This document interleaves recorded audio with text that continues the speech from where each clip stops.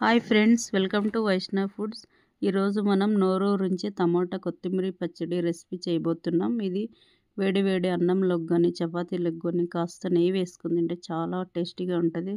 అందుకోసం ఫస్ట్ ఒక ప్యాన్లో 1 టేబుల్ స్పూన్ ఆయిల్ వేసుకొని, ఆయిల్ వేడెక్కిన తర్వాత 1 టేబుల్ స్పూన్ వేరుశనగ గుళ్ళు కొంచెం వేగినాక ఒక 7-8 పచ్చిమిర్చి, ఒక 18-20 దాకా ఎండుమిర్చి అంతా మిక్స్ చేసి వేగనిద్దాం. ఇది కూడా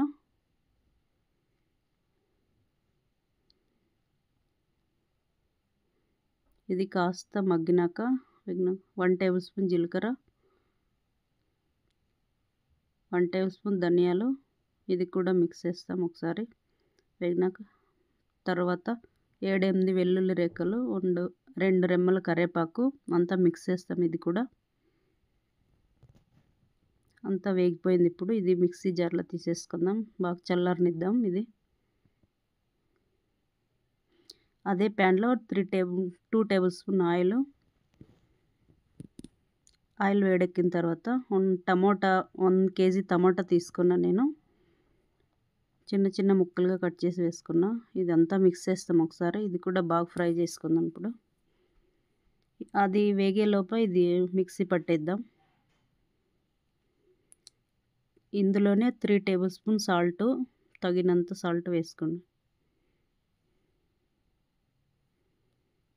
ఇదంతా మిక్స్ చేసి టమాటా బాగా ఫ్రై చేస్తాం. ఇప్పుడు ఇందులో టమాటా ఫ్రై అయిపోయింది. ఇందులోనే చిన్న నిమ్మకాయ అంత చింతపండు, అర్ధ కట్ట కొత్తిమీర అంతా కాస్త మగ్గనిద్దాం, ఎక్కువ వద్దు మరీను.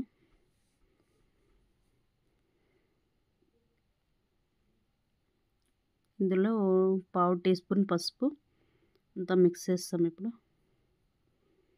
కొంచెం మగ్గనిద్దాం. కొత్తిమీర, పసుపు అయిపోయింది. ఇదంతా మిక్స్ పట్టేది. ఇప్పుడు ఇదంతా చల్లారిపోయింది. ఇదంతా అప్పుడే వేయించి పెట్టుకుని టమాటా అంతా ఇదంతా ఇప్పుడు వేసేసి మిక్సీ పట్టేద్దాం. అయిపోయింది. ఇప్పుడు అంతా బౌల్లో వేసుకునేద్దాం.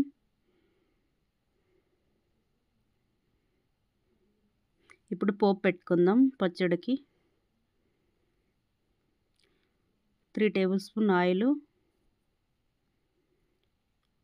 వేడెక్కిన తర్వాత 2 టేబుల్ స్పూన్ ఆవాలు, 1 టేబుల్ స్పూన్ జీలకర్ర, 2 ఎండుమిర్చి,